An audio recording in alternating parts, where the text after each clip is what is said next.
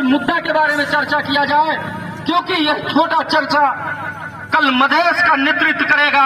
आने वाले दिन में पूरे किसानों का नेतृत्व अगर कर सकते हैं, सिर्फ छलफल करने के लिए आप लोगों को बुलाए हैं। अभी बार बार किसान के मुद्दा के बारे में आया है, किसान के मुद्दा के साथ आइए। किसान के मुद्दा पर कोई साथ नहीं दे रहा है। बहुत लोग कह रहे हैं कि किसान के मुद्दा पर बहुत सारी पार्टी के नेतागण समर्थन तो जना रहे हैं, लेकिन वो खुलकर किसानों के पक्ष में नहीं बोल रहे हैं, वो वक्तव्य नहीं दे रहे हैं। आप लोगों के मन में भी, जहन में भी एक सवाल होगा कि किसान का मुद्दा है क्या। सबसे बड़ी बात यह है कि किसान का मुद्दा क्या है, जिसको राज्य नहीं सुन रहा है, जिसको यहाँ की पार्टियां समर्थन नहीं किया है या समर्थन कर रहा है। उस मुद्दा के बारे में मैं अपने यहाँ उपस्थित आम कार्यकर्ता, किसान वर्ग को, नेतागण को, सभी जो सुन रहे हैं उन सभी को मैं बताना चाहता हूं कि किसान का मुद्दा है क्या। क्योंकि आप अगर समझ जाएंगे तो मुझे ये कोई डाउट नहीं है, 1% भी, जरा से भी संकोच नहीं है कि आने वाले दिन में आप लाखों के तादाद में अपने साथ पाएंगे। मगर उस मुद्दा को आपको समझना होगा। वो मुद्दा है क्या, आप यहाँ पर देख सकते हैं। हम लोगों ने पॉइंट वाइज राज्य के सामने ये महीनों से किसान आंदोलन चला रहे हैं, और आज आकर किसान आंदोलन को किसी भी बहाना में जो हमारे ऊपर दमन करके राज्य अगर यहाँ का सीडीओ, यहाँ का एसपी, यहाँ का प्रशासन, यहाँ का नेतागण, यहाँ का मेयर और संसद, और अगर उसको ये भ्रम है कि इस जनमत पार्टी या किसान आंदोलनकारी के ऊपर दमन करके इनको रोककर किसान आंदोलन रोक लेंगे, तो ये उनका दिन में देखा हुआ सपना होगा। ये आंदोलन रुकेगा नहीं, ये आंदोलन रुकेगा नहीं। तुम्हारे पुलिस के लाठी से हम डरेंगे भी नहीं। तुमको जितना दमन करना है करो, मगर किसान के मांग को आप या तो संबोधन करो या तो हमारा आंदोलन जारी रहेगा। किसान का मुद्दा हम लोगों ने संबोधन करने के लिए 1 नंबर में कहे हैं कि किसान को मांग संबोधन करना, राज्य बाटा उच्च स्तरीय वार्ता समिति गठन करियो। दूसरे नंबर में हम लोगों ने कहा है, इन मुद्दा को आप लोग ध्यान से सुनिए कि जनमत पार्टी ने या किसान आंदोलन जो हो रहा है उनका मुद्दा क्या है। यह मुद्दा आप याद कर लीजिए, उसके बाद मनन करिए। अगर मुद्दा जायज है तो आप लोग इस मुद्दा को घर घर तक पहुंचा दीजिए। अगली बार नेपालगंज में कहीं जगह नहीं रहेगी जहां पर किसान का हाल और बैल नहीं रहेगा। दूसरे नंबर में हम लोगों ने ये किया है कि हवा हो रही है वर्षा, भय को बेला बाली, भय को बाटा बाली नाली को जो क्षति ऊंचा, जो क्षति होता है बेमौसमी बरसात, आंधी या पत्थर गिरने से अगर बाली की क्षति होती है तो उसको क्षतिपूर्ति बाबत सरकार हर एक सीजन में उसको बाली का मुआवजा उपलब्ध कराए। यह गलत है क्या? गलत है? अगर गलत सही है तो बताइए, एक भी मंत्री, संसद, इस नेपालगंज का मेयर या किसी मेयर के हिम्मत क्यों नहीं होता है कि किसान के मुद्दा पर बोला जाए। आने वाले दिन में इनको और अभी वोट दिया जाएगा क्या? इसी तरीके से हम लोगों ने तीसरे नंबर में रखे हैं कि जो है समय में खाद और बीज को उपलब्ध कराया जाए। यानी कि अभी जब यूरिया का जरूरत है तो मधेसी किसान के पास यूरिया नहीं पहुंच रहा है, डीएपी दिखा रहा है। भैया डाई चाहिए तो ले जाओ, यूरिया नहीं है। जब डाई का जरूरत होता है कि अब गेहूं बोना है तब डाई नहीं है, यूरिया है, ले जाओ गोदाम में। हम लोग कह रहे हैं किसान को जब उसको यूरिया की जरूरत हो तब यूरिया दिया जाए, जब उसको डीएपी की जरूरत हो तो डीएपी सही समय में उपलब्ध कराया जाए। अगर ये नहीं करा सकते हो और तुम्हारे वजह से अगर किसान की बाली में उत्पादन में कमी आती है तो उसको, जैसे आप 1 हफ्ता लेट अगर विद्युत में अपना बिल जमा करने जाते हैं तो 25% आपके ऊपर जरिमाना ठोकता है, उसी तरीके से अगर किसान का क्षति होता है तो उस क्षतिपूर्ति के बाबत सरकार के ऊपर 25% का जुर्माना लगाया जाए और किसान को मुआवजा उपलब्ध कराया जाए। चौथे नंबर में 5वें नंबर में है फसल का उचित समर्थन मूल्य निर्धारण किया जाए।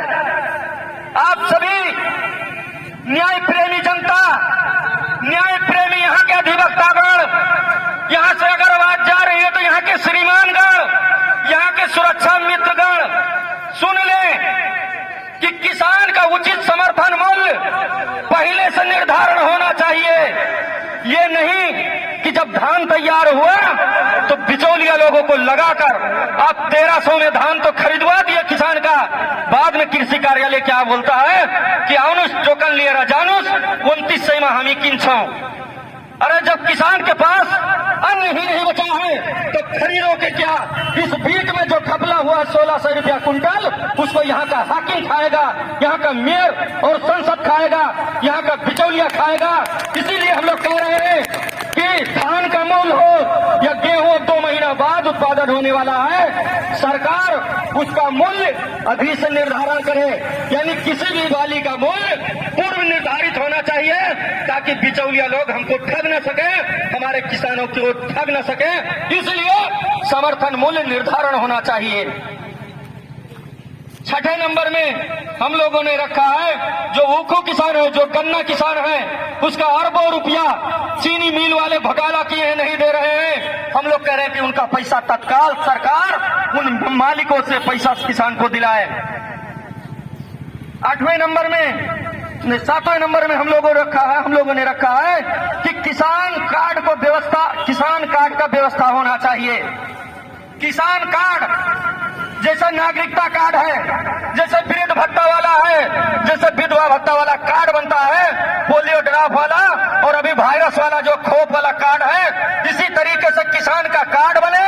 अगर यहाँ पर आप मधेसी किसान को, नेपाल के किसी किसान को आप अगर सही टाइम में खाद और बीज उपलब्ध नहीं करा पाते हैं तो उस कार्ड को दिखाकर भारत से जितनी जरूरत हो किसानों को उतना खाद, बीज, हल, मोटर इंजन लाने की इजाजत हो। बीच में कोई डकैत उनको लूटे ना जो वर्दी लगाकर खड़ा है, कोई सताए ना।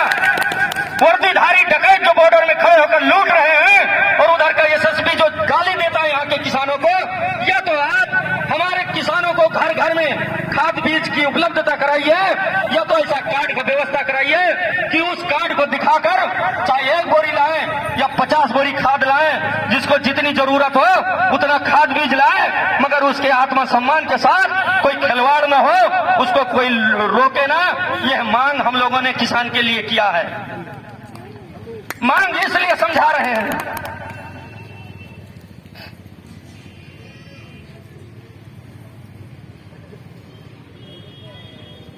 8वें नंबर में है किसान को थोड़ा सा ध्यान से सुनिए, और हम तो कहते हैं इस बात को रिकॉर्ड करके वीडियो बनाकर घर घर तक उसको शेयर कर सकते हैं। सिर्फ अगैया वाला नौटंकी नहीं देखिए मोबाइल में, फेसबुक सिर्फ ऐसे नहीं चलाइए, उस फेसबुक पर किसान की समस्या को वीडियो बना कर रखिए, घर घर तक पहुंचाइए। 8वें नंबर में हम लोगों ने रखा है कि किसान के लिए पेंशन भत्ता का व्यवस्था हो। पेंशन भत्ता समझते हैं ना, पेंशन भत्ता जैसे कर्मचारी 10 वर्ष 15 वर्ष, ये हमारे जठैत लोग जो खड़े हैं इनको 15 वर्ष नौकरी करने के बाद में पेंशन मिलता है, 10 लाख मिल जाता है नगद। उसके बाद प्रत्येक महीना 20,000 रुपया नौकरी, सैलरी भी, नौकरी खत्म फिर भी सैलरी खाते हैं। इसी तरीके से किसानों के लिए पेंशन भत्ता का व्यवस्थापन होना चाहिए। जब किसान के लिए समय सीमा निर्धारण किया जाए कि 20 साल या 15 साल जो किसान खेती करेगा उसको रिटायरमेंट भत्ता दिया जाएगा, वो सरकार निर्धारण करे। यह किसानों के लिए हम लोगों ने मांगा है। इसी मांग को लेकर जब हम लोग आवाज उठाते हैं तो हमारे सांसद साहब भाग जाते हैं, हमारे पुलिस वाले एसपी साहब लाठी चलवाते हैं, गोली चलवाते हैं, हमारे सीडीओ साहब आदेश देते हैं मुद्दा चलाओ छो खुड्डा मर कई दिन छो। इसी तरीके से 9वें नंबर में हम लोगों ने रखा है कि बाली का बीमा होना चाहिए और वह बीमा सरकार करे। किसान नहीं, सरकार बाली बीमा करे। बाली बीमा यानी अभी अगर गेहूं लगा है उसका बीमा हो जाना चाहिए कि प्रत्येक बीघा का 5,000, 10,000, 20,000 कितना का बीमा हो रहा है वो बीमा करे। अगर उसके बाद में पानी पत्थर किसी चीज से क्षति हो जाता है तो हम लोग यानी किसान, मधेसी किसान जाकर बीमा कंपनी से अपना फसल का मूल्य ले सके। यह मांग हम लोग सरकार के सामने रखे हैं। ये मांग ठीक है ना? ठीक है ना? कौन कौन कह रहा है नहीं ठीक है? ठीक है ना? हाथ उठाकर बता सकते हैं मांग ठीक है ना? ले जाएंगे जनता के बीच। धन्यवाद। इसी तरीके से कुछ चीज हम लोगों ने अभी तत्काल बाकी ही नहीं पूरे देश के अंदर व्यापारियों के या अन्य के हक में हमने आज नेपालगंज की ये अवध की भूमि से, ये अवध की सरजमीन से एक आवाज और उठा रहे हैं। अभी तक किसी ने नहीं उठाया है। अगर आप लॉकडाउन करना चाहते हैं, सरकार भी सुन ले, यहाँ की मीडिया भी सुन ले, यहाँ का एसपी भी सुन ले, यहाँ का संसद और मेयर भी सुन ले। अगर इस बार तुम लॉकडाउन करना चाहते हो कोरोना के नाम में, तो सबसे पहले जो भाड़ा वाले घर में रहते हैं, जो शटर भाड़ा में लेकर अपना व्यापार चलाते हैं, किसी मकान में रहते हैं, दुकान करते हैं, उनका भाड़ा मिन्हा होना चाहिए। उसके बाद में आप लॉकडाउन करिए। जो कर्जा लेकर व्यापार कर रहे हैं, जो कर्जा लेकर कोई कारोबार कर रहे हैं, लॉकडाउन अगर तुम कर रहे हो तो उस लॉकडाउन अवधि भर का एक भी ब्याज बैंक को नहीं दिया जाए, ये गारंटी करिए। मैं उन व्यापारियों से भी कहना चाहता हूं कि आप सब हमारे साथ आइए। जब तक इसका गारंटी सरकार नहीं करता है कोई लॉकडाउन नहीं होने दिया जाएगा। आप व्यापार करते रहिए, या तो ब्याज मिन्हा हो, घर बेचकर आप नहीं दे सकते हैं पैसा, आप भाड़ा का गारंटी सरकार ले, बैंक का किस्ता सरकार भरे। लॉकडाउन हम करने के लिए आज से तैयार हैं। इस बारे में मैं चाहता हूं कि यहाँ के न्यायालय में काम करने वाले संपूर्ण न्याय प्रेमी वकील साहब लोग भी आवाज उठाएं, रीट लगाएं कि आने वाले लॉकडाउन में जो भी क्षति होगा उसका जिम्मेवार सरकार होगा। गरीब जनता से नहीं वसूला जाएगा। उसके घर में अगर खाना नहीं होगा तो गरीब जनता को खाना उसके घर में दिया जाएगा। जैसे चाइना में दिया, अन्य देश दिया है, उसी तरीके से हम किसानों के घरों में, यहाँ के व्यापारी जो छोटे व्यापारी हैं बेचारे, उनके घरों में हम जो है खाना दाना पहुंचा देंगे। कल से ही लॉकडाउन करने के लिए तैयार हैं। और अगर कोई ये सोचे कि ये कोरोना की आड़ में ये आंदोलन दबा देंगे, आंदोलन मिटा देंगे, ये नहीं हो सकता है। किसान आंदोलन चलता रहेगा। मैं संपूर्ण व्यापारी, न्यायकर्मी, अधिकार कर्मी, संपूर्ण मीडिया कर्मी से आग्रह करना चाहता हूं कि किसानों की हक की जो बात है, जो आवाज उठा रहे हैं, उस आवाज को अपनी आवाज बनाएं। उस आवाज में आप भी हिस्सा लीजिए, अपनी कलम चलाइए और किसानों की समस्या का समाधान न होने तक कलम चलाते रहें। अगर यहाँ का सीडी और एसपी चाहता है कि इरफान शेख के ऊपर मुद्दा चलाएंगे, तो मैं उन सीडीओ कर्मी के, सीडीओ साहब के जो यहाँ नुमाइंदा आए हैं, उनसे कहना चाहता हूँ कि तुम मुद्दा चला सकते हो, पहले भी चलाओ, फिर चलाओ। मैं किसानों के लिए जेल जाने के लिए तैयार हूँ। मैं 1 इंच भी नहीं पीछे हटूंगा। मैं कहना चाहता हूँ बैंक का ब्याज मिन्हा का घोषणा करिए, किसानों का जो कर्जा है उसका माफी का घोषणा करिए। किसान के ऊपर जो कर्जा है वो किसान कर्जा माफी हो। हम लोगों ने और एक मांग रखी है कि किसान के खेतों में जितनी भी बिजली जो है प्रयोग किया जाता है, यानी कृषि मीटर जो लगे हैं, उसके बिल का भरपाई सरकार स्वयं करे, बिजली मिन्हा करे। हम उत्पादन बढ़ाएंगे, देश का आर्थिक स्थिति हम लोग सुधारेंगे। अगर ये नहीं चला सकते हैं, नहीं मिन्हा कर सकते हैं, ये सरकार चलाना छोड़ दें, सरकार हम चलाएंगे। ये सारी काम हम करके देंगे जनता को, ये वादा भी करते हैं। अगर जनमत पार्टी डॉक्टर सी के राज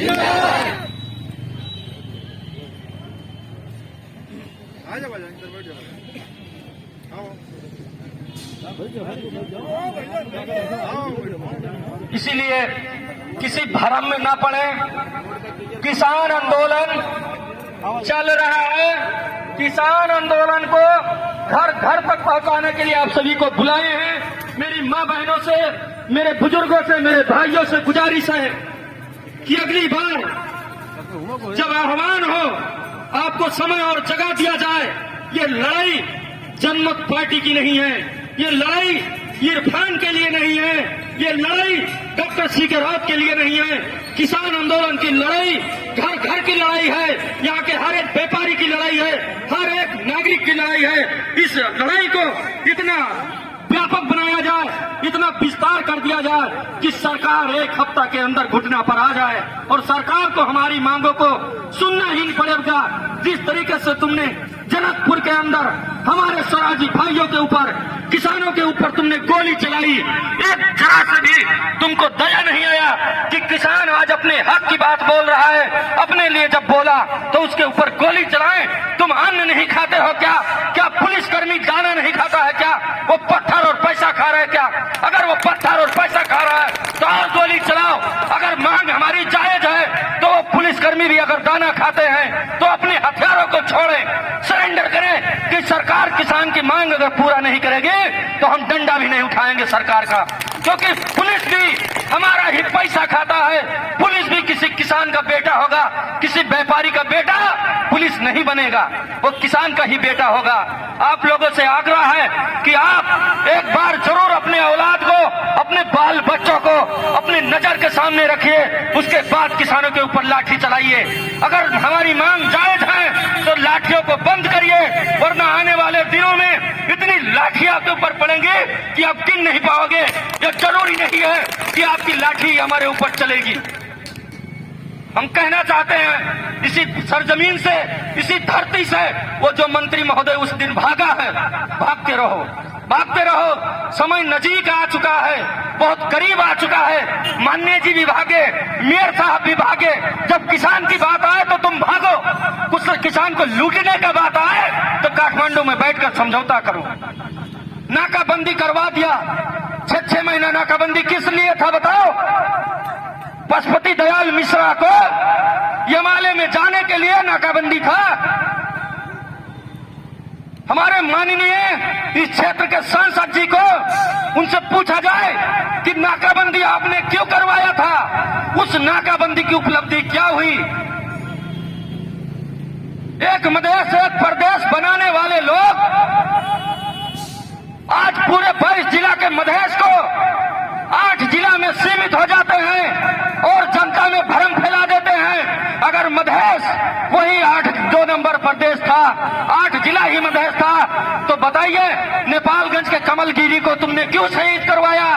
बताइए तुमने गुलजार खां को क्यों शहीद करवाया? क्या वो मधेश के लिए आंदोलन नहीं था? क्या अब हम लोग मधेसी नहीं हैं? यहाँ पर तुमने सैकड़ों दुकानें जलवा दी, पूरे पीपी चौक को आग लगवा दिया, मधेसी और पहाड़ी का दंगा करवाया। क्यों करवाया था बताओ? क्या वही 2 नंबर प्रदेश सिर्फ मधेसी का है? हम लोग मधेसी नहीं हैं, इसीलिए इस प्रदेश को भी हम लोग स्वीकार नहीं कर रहे हैं। जो पहले से पूरा मधेश था, वो मधेश जब तक स्थापित नहीं होगा तब तक हम लड़ते रहेंगे। वो मधेश स्थापित करके देंगे, वो मधेश हमारा है और मधेश की 1 इंच जमीन भी हम नहीं छोड़ेंगे। इतना ही कहते हुए मैं यहाँ से विदा लूंगा। आप सभी से आग्रह करता हूँ कि किसान के मुद्दा को आप लोग घर घर तक पहुँचाइए। कोई भी स्वार्थ, कोई भी लोभ लालच में नहीं पड़िए। मेरे पास कोई दौलत नहीं है, कोई फैक्ट्री नहीं है। सुबह कोई हमारे माननीय जी का आदमी आया था, क्यों होटल में नहीं कर सकते हो, रोड पर करते हो? होटल में करिए ना कोई बड़ा कार्यक्रम। मैंने उनको जवाब दिया कि जाकर माननीय महोदय से कह दीजिए मैंने तुम्हारे तरीके से भ्रष्टाचार नहीं किया है, मैं मधेसी जनता के लिए लड़ता हूँ।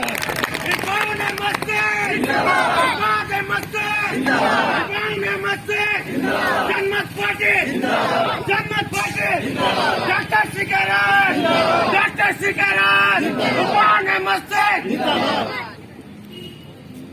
इसीलिए किसी लोभ में नहीं, ये आपकी लड़ाई है, आपके बच्चों की लड़ाई है, आपको ही लड़ना होगा।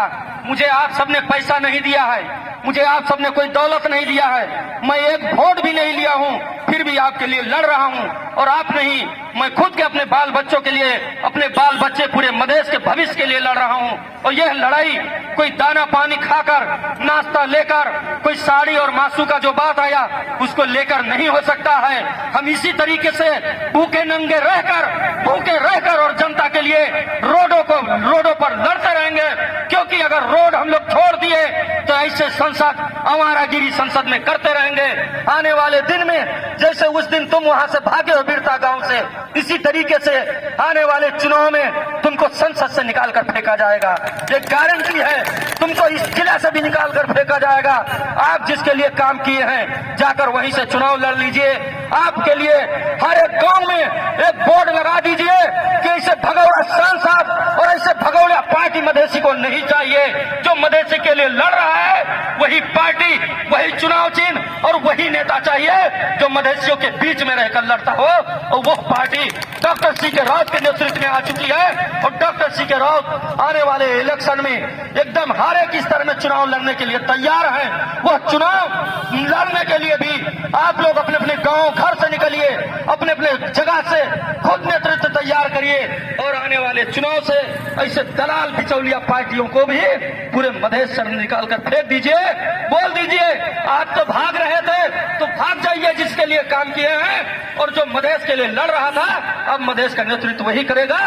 जय मधेश, जय स्वराज, जनमत पार्टी, जनमत पार्टी, किसान एकता, किसान एकता, किसानों की मांग, किसानों की मांग, किसानों की मांग।